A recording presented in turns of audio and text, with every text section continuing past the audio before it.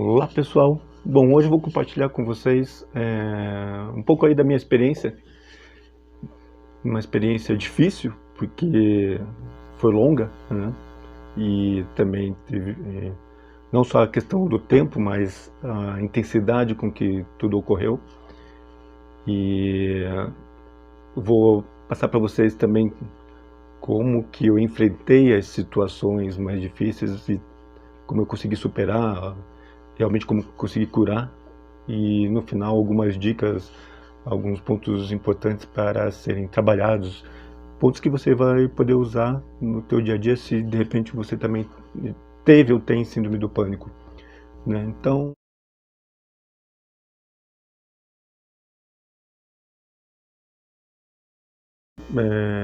eu tinha 9 anos quando eu percebi que alguma coisa estava diferente. E o que que era esse alguma coisa diferente?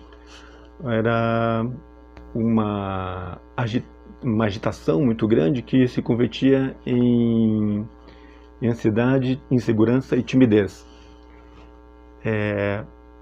Aquele aluno que sempre tirava as melhores notas, sempre estudava muito, se interessava por tudo na sala de aula, de repente acabou ficando quieto, calado, silencioso, só que ao mesmo tempo isso se convertia numa irritabilidade, numa ansiedade, numa agitação, e eu tinha necessidade de conversar com quem estava ao meu lado e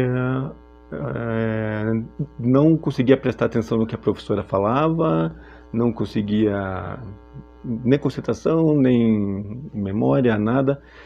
E isso em relação à escola. E em casa, eu me afastei dos amigos, me afastei até dos meus pais, irmãos, porque o único lugar seguro para mim era o meu quarto. Mas isso ainda estava no início, né? Eu ficava lá e refletia muito, tentando entender por que que eu estava pensando diferente. Os sonhos, para mim, que era para ser um momento de alívio, na verdade acabava sendo um momento ainda pior, porque eram pesadelos e pesadelos constantes. E eram sonhos de que, assim, era quase toda noite sonho de pessoas correndo atrás de mim, ou eu caindo de abismos. Era sempre sonhos perturbadores. E durante o dia, os sintomas que surgiram, mas que na época, para mim, eu não conseguia distinguir com total clareza, como depois eu fui perceber, de que eu tinha, então, tontura, falta de apetite, sensação de desmaio, aquela sensação assim de que a qualquer momento eu podia desmaiar, e às vezes até enjoo. No início meus pais acharam que era apenas um estresse, uma ansiedade, quer dizer, sempre acharam isso, né? E eu não culpo eles porque eu não me abri com eles. Quando eles falaram, o médico falou para eles, é um estresse, ele está passando por uma situação de estresse, isso já vai passar. Eles, então tá, ok, e ficou por isso. E aí eu me recolhi, eu tinha vergonha de sentir isso, então eu não desabafava com ninguém. Lembrando que não é o correto, né? A primeira coisa, a gente tem que desabafar. E também, naquela época não se falava muito em síndrome do pânico, se falava, tudo era ansiedade e tal, e ponto final. E a síndrome do pânico eu costumo até dividir em 3 níveis, nível leve, médio e profundo. Ali ainda eu estava num nível médio em transição para no nível leve em transição para um nível médio, que era uma sensação, então, como eu disse, de tontura, falta de apetite, desmaio, irritabilidade constante, agitação e falta de controle dos pensamentos.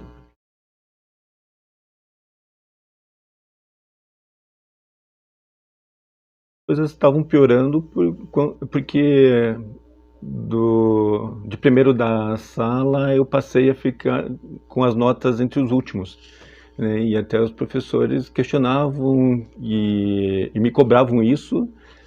Tá aí, abrindo parênteses, né, uma questão da má formação pedagógica nesse sentido. Ao invés de procurarem ver o que estava acontecendo no sentido ali de apoio, havia uma cobrança maior. Eu me sentia culpado.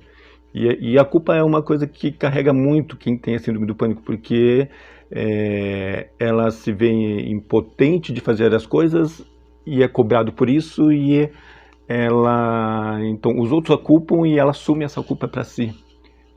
Mas eu percebi que as coisas estavam piorando quando me veio a sensação de realidade. Nem todos sentem isso, e então por isso eu digo assim que daí já é um nível, né, um pouco mais forte aí. A sensação de realidade era algo muito... horrível é a palavra que eu tenho para passar para vocês, assim. Como é que eu posso descrever? Imagine você conversar com alguém e a sensação de que aquela pessoa ela não existe de verdade, de que ela é só uma simulação da sua mente. Hoje em dia a gente diz assim, né, ela está numa outra Matrix, alguma coisa assim. De repente, talvez algumas pessoas que já utilizaram drogas conseguem ter essa noção tal, né? Bom, até em relação a drogas, perdi muitos amigos por não aceitar maconha e tal, até porque quem tem síndrome do pânico sabe que qualquer coisa diferente que você for usar, experimentar, a crise está ali, né? Então já nem me arriscava, não era nem questão, é conceito, preconceito, tal. Não, isso era em paralelo. O problema que eu tinha era de que eu tinha que melhorar minha mente, né? Então já havia uma preocupação com a minha mente lá atrás. E a sensação de que eu estava ficando louco, porque depois eu pensava, por que eu estou sentindo isso? Por que as pessoas é como se elas estivessem dentro de um filme e eu falava com elas como se elas não existissem de fato, mas isso durante as crises, né? Então, que ocorriam mais ou menos aí umas 2 vezes por semana. Durante essas crises eu tinha que fingir que aquele teatro era real, quando eu estava ou na escola, ou em casa, ou com os amigos. E aí eu fui desenvolvendo a agorafobia, né? Para quem não sabe, a agorafobia é um medo de sair de casa. A gente tem a tendência de ficar em casa com medo de enfrentar o mundo. Então o mundo passa a ser uma ameaça. E aí o único porto seguro é a nossa casa, o nosso quarto. Só que eu tinha as minhas responsabilidades, eu tinha que estudar, enfim, eu tinha que ajudar em muitas situações. Então não tinha, para mim era complicado, eu tinha que enfrentar isso, não bastava eu simplesmente falar, tá, eu tenho síndrome do pânico, tenho agorafobia e agora eu vou morar na cama, sem chance, né? E ao mesmo tempo não é o que a gente quer superar isso, porque ficar em repouso, isso só piora ainda mais a doença. E houve então uma situação onde eu lembro que eu estava ali com 14 anos e eu ajudava uma senhora que ela fazia as liturgias da missa. Então eu digitava, daí imprimia aquelas impressoras matriciais, né, barulhentas e tal. E ela falou assim, olha, eu estou com um serviço atrasado aqui, você pode me ajudar e tal. Então sempre nas horas vagas eu ia lá e ajudava ela. Ela morava no 8º andar de um dos prédios assim, mais centrais ali de Curitiba, um prédio muito antigo. E num desses dias, então, né, especificamente esse relato que eu estou contando, como sempre eu fazia, eu pegava a escada, não o elevador, porque eu tinha medo que o elevador ele parasse, até porque era um elevador antigo, a gente escutava as correntes e tal. E eu subi, eram 8 andares, eu subi 7 andares, e lá no 7º andar, de repente, eu travei. Sentei na escada e o meu coração começou a acelerar, a disparar, eu comecei a tremer muito e eu não conseguia nem subir e nem voltar. E pegar elevador, nem pensar, né? Eu só lembro que eu sentei na escada, agachei, baixei a cabeça e eu não sei dizer por quanto tempo. Eu sei que foi entre 10 minutos a meia hora, eu fiquei naquela posição assim de a gente chama de ou enfrentamento ou fuga, né? Mas o primeiro é o congelamento. Então eu fiquei congelado psiquicamente dentro de mim mesmo ali por esse tempo que eu não sei dizer quanto. Pode até ter sido mais, ou talvez um minuto, mas a sensação era de uma eternidade, né?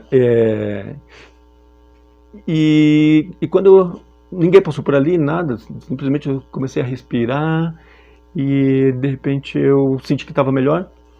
Aí quando eu cheguei lá, ela, naturalmente, né, ela brigou comigo, eu tô te esperando já faz um bom tempo, onde já se viu e tal, e me deu um sermão, aumentou o tom de voz, literalmente ela gritou comigo, isso não se faz e tal, e eu só ficava quieto, olhando assim para um canto, né, olhando para cima, olhando para o lado.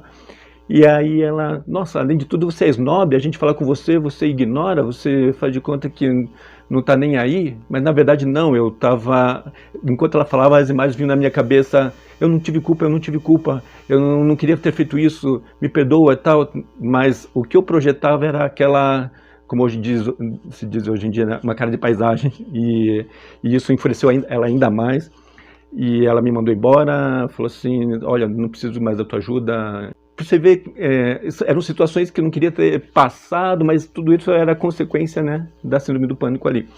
E ainda 14 anos, com 15 anos, a minha primeira viagem de avião então para o Rio de Janeiro, quando eu já estava pensando, como é que eu vou fazer? Será que eu vou conseguir e tal? É uma viagem curta, de 1 hora de Curitiba ao Rio de Janeiro e tal. E naquela época podia até ir na cabine, e eu lembro que quando o avião decolou, também entrei num estado de congelamento, né? Paralisia total mental, e a aeromoça, ela percebeu, e aquela pergunta retórica, tá tudo bem, né? Deu só, balançando com a cabeça, você quer um suco, alguma coisa? Não, não. E olhava pela janela, não se deve fazer isso, né? Porque você olha para a janela, você começa a pensar, meu Deus, vai cair e tal, né? Aonde que eu faço, como que eu faço para descer daqui? Vamos voltar, eu quero desistir da viagem. E eu sabia que não tinha como fazer isso, e pensava assim, agora é só depois que o avião pousar e comprar uma outra passagem, retornar, e meu Deus do céu, por que que eu entrei nessa fria? E começou a vir um monte de pensamentos na minha mente, e também meu coração começou a disparar, e eu fiquei pensando, tá, e se eu levanto daqui e começo a gritar, o que que vão pensar de mim? E eu tinha que respirar fundo, manter o controle e tal. E assim que o avião pousou, aquela sensação de paz, de liberdade e raiva de estar sentindo aquilo, que era inexplicável, né? Por que que aquilo acontecia?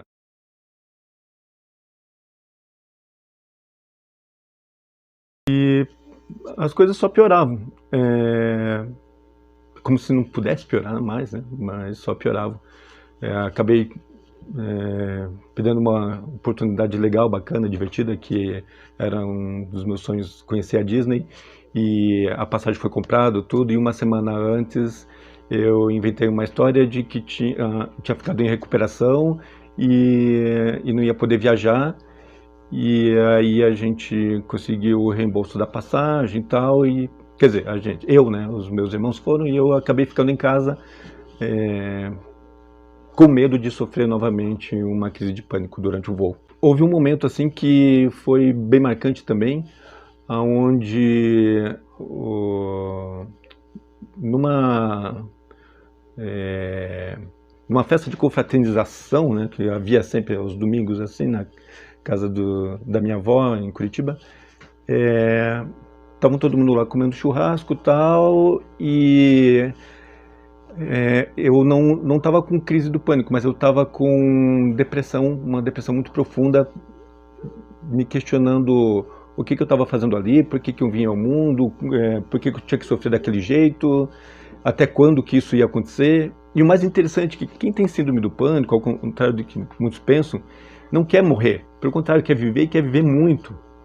E a minha sensação era essa, eu queria viver e viver muito, e eu via como tivesse um muro intransponível entre eu e a felicidade, entre eu e o simples ato de viver. Para mim era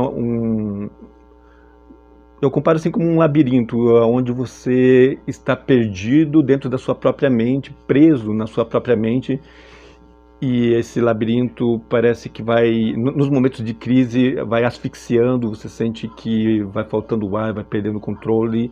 Então, além de estar preso, você sente uma agonia da morte, mas é justamente o oposto que você deseja, você quer viver e não morrer. E, e essa sensação me deu lá. Aí eu falei para minha vovó, eu não estou muito bem, eu vou deitar. E fui pro quarto, fiquei lá refletindo, chorando muito. Ela escutou, né, eu chorar e foi lá, perguntou para mim o que está acontecendo, fala com a vovó e tal. E ela me deu um livro que me marcou muito. Ali já foi um início de uma certa mudança, né? O nome do livro é O Pobre de Deus, conta a história de São Francisco. E eu meio que ignorei, falei assim, ah tá, nada a ver, o que eu quero com isso? Mas chegando em casa, eu comecei a ler e me interessei e me identificar com ele, com São Francisco, assim, que ele também tinha as crises emocionais dele, ele saía para o campo, volta e meia ele ia para uma gruta e ficava lá meditando, interiorizando, para ele entender o que estava acontecendo com ele. Não sei dizer se ele chegou a ter síndrome do pânico ou não. Sim, ele teve crises emocionais, existenciais. Assim como Santa Teresinha também teve crise do pânico. Muitos tentam diagnosticar, ela teve síndrome tal. Mas não, para quem teve síndrome do pânico sabe que o que ela teve se encaixa exatamente nos sintomas. Lógico que na época dela nada se falava a respeito disso, falavam muito assim de crises nervosas e neuróticas até, né? Quando se falava de mulher, a questão era crises neuróticas, para homem era crises nervosas.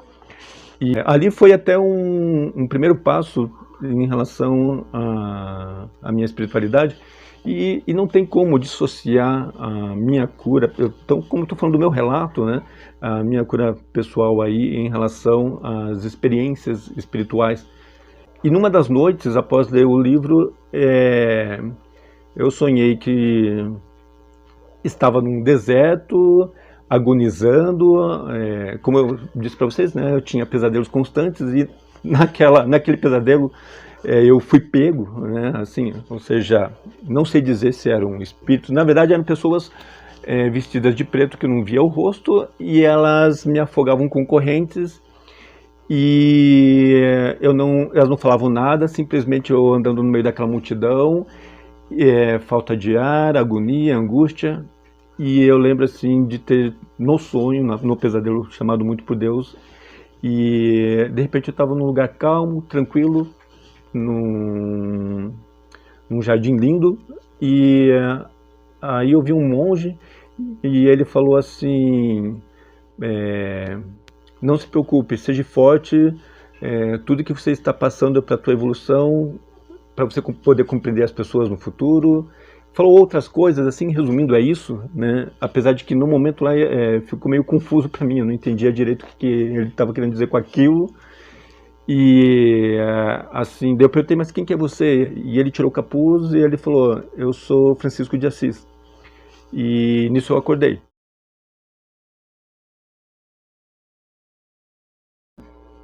Passada essa fase ali, mais ou menos com uns 15 anos,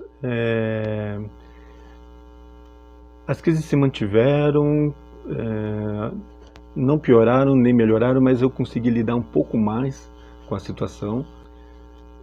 Eu lembro que meus pais me levaram para conversar com o padre, que conversou comigo e ali houve uma transformação no sentido assim de me acalmou um pouco mais. Eu senti que eu tinha um controle maior da situação, porque foi a primeira pessoa que me compreendeu, assim, né, que falou comigo e conseguiu me compreender, até deu uma dica de não tomar muito café, e fazer exercícios físicos, e realmente as coisas, o controle aumentou, apesar de que as crises também não eram tão intensas mais, né? Agora quando vinha alguns momentos, ela derrubava. E mais ou menos ali aos 18 anos, eu iniciei o curso de engenharia da computação, fiz por 2 anos. Sempre gostei muito de programar e fazer jogos e entender a questão de hardware e tal. E nas horas vagas eu estudava o paralelo entre os circuitos digitais com o funcionamento da mente, neurônios e tal. Então era a parte que eu mais me interessava. Só que o curso em si, o ambiente não era favorável. Uma coisa que eu estranhava, assim, eu me sentia fora do ninho, né? Eu tinha dificuldade de fazer amizade, tinha apenas 2 amigos lá no curso de engenharia, e eu ficava mais num canto, quieto, calado, e observava as pessoas. Essa é uma característica que a síndrome do pânico desenvolve, e a gente vai ver também sobre, né, se isso pode ser positivo, ou como tornar isso positivo, mas a percepção e tal. E Pontifícia Universidade Católica do Paraná, o que prevalecia era o ego, era muito o ego das pessoas, o ego dos professores. Os professores, ao invés de estarem preocupados em ensinar, estavam mais preocupados em mostrar que sabiam. Parapsicologia. No curso de parapsicologia, eu estudava muito hipnose, programação neurolinguística, estudava sobre... que falavam, também síndrome do pânico é possessão, são demônios que estão invadindo a tua mente e tal. Não vou dizer que não, nem que sim, né? Porque quando você está numa situação dessa, você sente que tudo está acontecendo ali e tudo é inexplicável. Mas eu ia para o lado mais científico. Até que ponto que a espiritualidade não é científica, né? Então, na verdade, eu iria mais para o lado holístico, vamos dizer assim.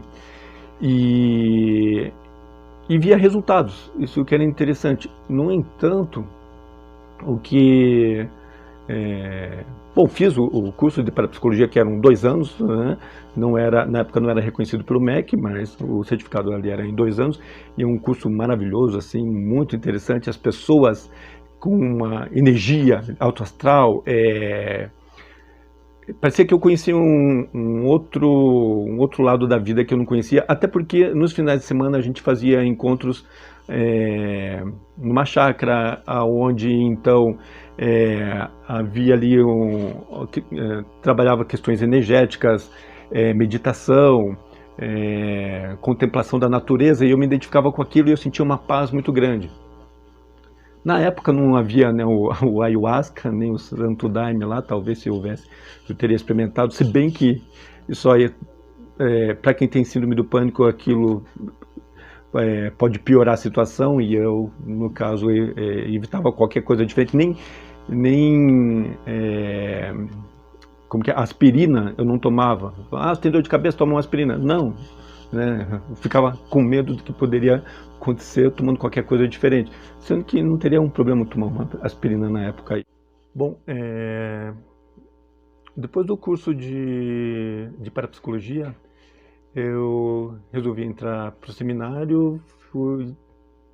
Fiquei mais ou menos 1 ano no curso de seminário, só que lá as minhas crises também eram constantes, apesar de elas estarem sempre sob controle. Ninguém lá sabia que eu tinha síndrome do pânico. E também foi um erro meu não ter desabafado, ter falado para o padre lá e tal. E quando eu tinha aquelas crises, eu travava. Eu ficava numa posição assim, parecia um tatu-bola, assim, né? Me recolhia dentro de mim mesmo. E os outros assim, o que você está fazendo? Está descansando? Está parado? O que foi? Então eu tentava disfarçar. Não, só 1 minuto, já volto. Era horrível, porque às vezes demorava muito e eu era obrigado a fazer as coisas, e meu maior erro aí era não ter aberto isso, né, para quem estava à minha volta. Aí, conversando com o padre no final daquele ano, assim, ele falou assim, você pode continuar, você que sabe. Eu falei assim, olha, padre, eu não usava a palavra doença, né? Eu falava assim, eu tenho um problema e eu quero primeiro resolver esse problema interno. Ele talvez achou que era apenas uma questão de crise existencial, e depois que eu resolver isso, aí quem sabe eu volte, vamos ver e tal. Ele, não, tudo bem, tranquilo, as portas estão abertas, até uma decisão madura, parabéns, tal, inclusive e tal, onde eu pensei, ok, então eu vou refletir e a partir daí eu vejo se eu volto para casa ou então arranjo um outro local ou eu volto então para o seminário. E eu fui para uma ilha chamada Superagui, que é na divisa entre São Paulo, Paraná e São Paulo. Até hoje é um tanto, né, desabitada, há uns anos atrás.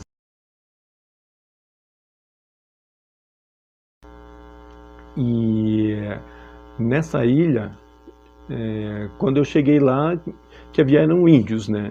Índios não como a gente está acostumado, né, de tribos assim, mas eles tinham as casas rústicas deles ali. Eles eram muito reservados e viam eu com uma certa ameaça ali, uns 2, 3 dias, de repente já não mais. Só que eles procuravam preservar os amigos, o parentesco, a hereditariedade deles mesmo. E então eu sentia que eu podia ficar ali uns dias, mas não muito. E esses uns dias, na verdade, foram apenas 2 ou 3 dias que eu fiquei ali. Aprendi muito com eles, foi muito bacana, porque a forma deles pensar é totalmente diferente. Rompeu aquele desapego, a questão do mundo, dos valores. Eu via que com menos você tem muito mais, com muito menos você é muito mais feliz. E eu pensava, caramba, é isso que eu quero, achei o meu lugar, né? E vinha de um histórico de quem havia não só lido, mas estudado, se aprofundado na vida de São Francisco, que abandonou tudo e tal.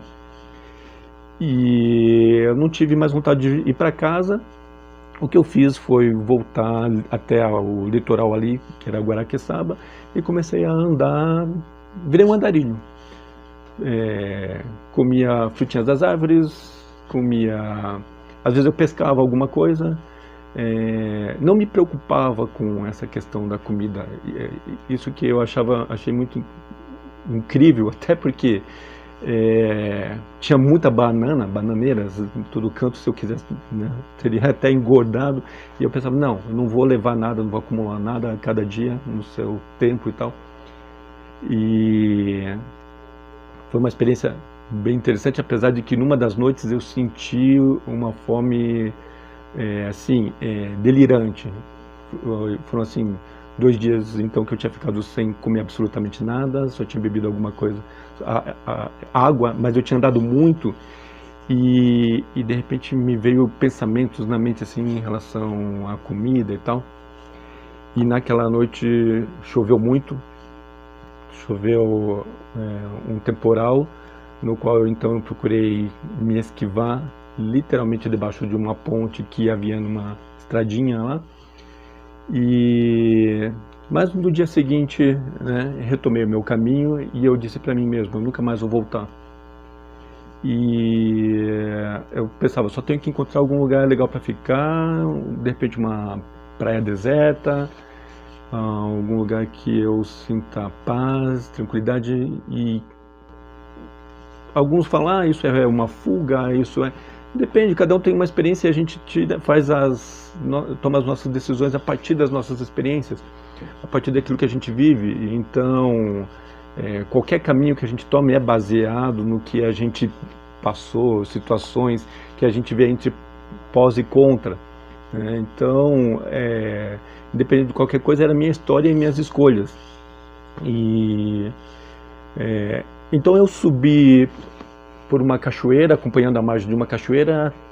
Eu lembro que eu subi mais ou menos assim por 1 hora até que se abriu, não tinha mais, porque a floresta na Serra do Mar é muito densa e de repente, e era o começo da serra ali, entre a serra e a praia do Guaraqueçaba, ou digamos assim, a enseada de Guaraqueçaba, porque lá não tem ondas, nada. A cidade em si é bonita, mas ao mesmo tempo é muito deprimente. E lá no alto, na cachoeira, quando eu olhei assim, dava para ver o mar de longe. Aí eu escutei uma voz assim falando, ok, você provou que se entregaria a mim, você provou que está disposto a seguir esse caminho, que, que você é fiel a mim, mas agora desça, que o teu caminho é de volta. E eu olhei assim para ver se enxergava quem que estava falando aquilo, né? Até que eu me dei conta que aquilo vinha de dentro de mim. E só que o mais estranho é que eu pensava, não, amanhã eu vou pegar uma tal estrada que eu vou chegar numa praia lá em Antonina e tal, e de repente aquele pensamento, não, você não vai, você vai voltar para casa, eu tenho planos para você. E aí eu pensava assim, nossa, deve ser Deus que está falando comigo. E intuitivamente eu resolvi descer a cachoeira. Assim que eu desci, os meus pais passaram de carro e falaram, porque estavam procurando por mim, né? E desceram do carro, daí houve aquela comoção, todo mundo chorou ali e tal. E aí falaram, ok, entre no carro e vamos para casa. E quando falaram isso, me deu um choque. Eu falei, não, eu não quero ir para casa. Aí eu falei, tá bom, só me deem um tempo. E eu me afastei, sentei assim num prado bem verde, e o meu irmão estava junto comigo ali. A gente ficou ali, acho que por uns 20 minutos, sem quebrar o silêncio, apenas olhando, contemplando tudo. E meu irmão falou assim, nossa, eu admiro você, a tua ousadia, a tua coragem. E daí eu olhei para ele assim, ele falou assim, me leva com você? E eu falei, não, você tem a tua vida, o teu caminho e tal. E daí ele falou, mas olha só onde que eu vou encontrar essa paz intensa. E eu falei, não é para você, ou de repente você não está preparado, não é nem para mim. Daí ele, mas como assim não é para você? Daí eu não sei, eu escutei uma voz falando que era para eu voltar. E daí ele perguntou, mas você vai voltar? Eu falei, não vou voltar. E quando eu falei assim, não vou voltar, aquela voz veio com toda a intensidade e falou, você vai, eu não estou pedindo, eu estou mandando, é uma ordem, porque eu tenho planos para você. E me veio na mente realizações, livros que eu iria escrever, palestras que eu iria administrar, né, ministrar ao público, cursos que eu iria fazer, o conhecimento que eu teria e tal. Tudo isso veio na minha mente, as viagens e tudo mais, mas eu falava assim, não, isso é impossível, eu tenho síndrome do pânico, não tem como e tal. E assim, e aquela voz falou assim, não, você está curado a partir de hoje. E daí daí eu argumentava com a voz, eu já ouvi isso várias vezes, dos outros, né? Eu mesmo internamente eu achava que estava curado e não. E daí, não, eu estou dizendo que você está curado. Veio com uma pedra na minha mente. E eu fiquei pensando, caramba, mas o que está acontecendo? Né? E resolvi entrar no carro, voltei. E realmente a partir dali as coisas mudaram. A partir dali não foi uma cura, que eu diria assim, total no primeiro momento, mas por causa do medo, né? Então eu estava com medo de ainda ter. Então o fato de eu carregar aquele medo de que poderia vir uma crise fazia com que eu ficasse sempre com o freio de mão puxado, meu Deus do céu, e se acontecer isso, e me impedia de fazer as coisas e tal. Até que eu percebi que as crises não voltaram, eram apenas, o que havia era, aí sim, a questão da agitação, da ansiedade, dos pensamentos ainda um pouco confusos. Não havia mais tontura, não havia mais dor de cabeça, não havia mais aquela sensação de realidade que é horrível. Eu fico pensando como que eu suportei aquilo, né? Como é torturante para quem suporta isso calado, principalmente.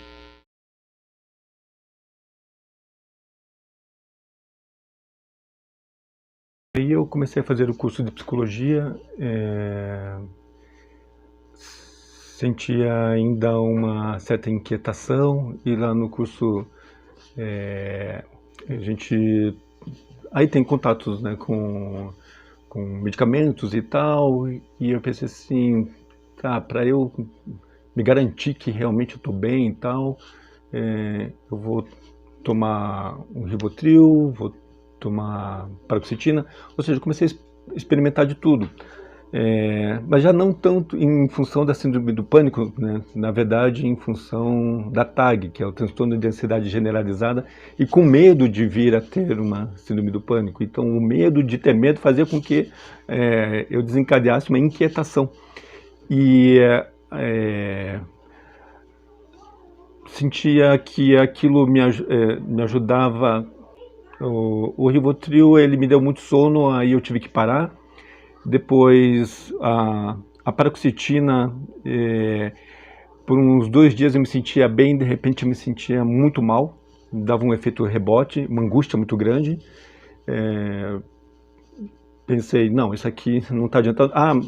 Toma uma dose maior, de repente espere 1 mês e tal. Daí eu tomava uma dose maior, esperava 1 mês, 2 meses e não resolvia. Aí passei para um outro que são os tricíclicos, que é o anafranil, imipramina e tal. E ali foi, né, o caixão de vez, ali as coisas pioraram, né? De repente, aí comecei a sentir os sintomas da síndrome do pânico de novo. Lembrando, eu estou contando a minha história, isso aconteceu comigo. Muitas pessoas e muitos pacientes meus, assim, eles relatam que se sentem muito bem quando um psiquiatra indica algum medicamento e tal. Mas de um modo geral, eu tenho que sim afirmar que como a energia que leva à ansiedade, à depressão, é a mesma energia que nos leva à motivação, ao entusiasmo. Se você toma um medicamento que corta isso, ok, você não sente a depressão nem a ansiedade, mas também você não vai alcançar, não vai manter aquele entusiasmo e aquela motivação. Você entra num modo zumbi.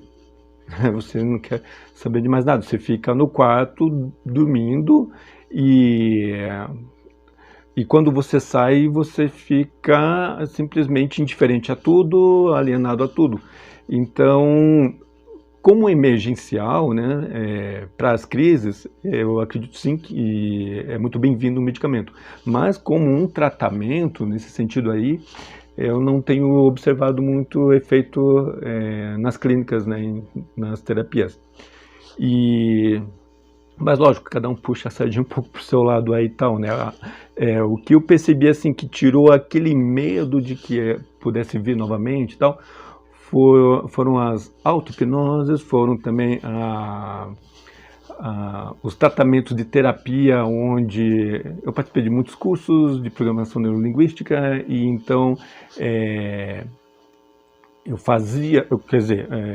o terapeuta procurava psicólogos que faziam hipnose em mim, até por causa que trazia lá da engenharia da computação o fator programação.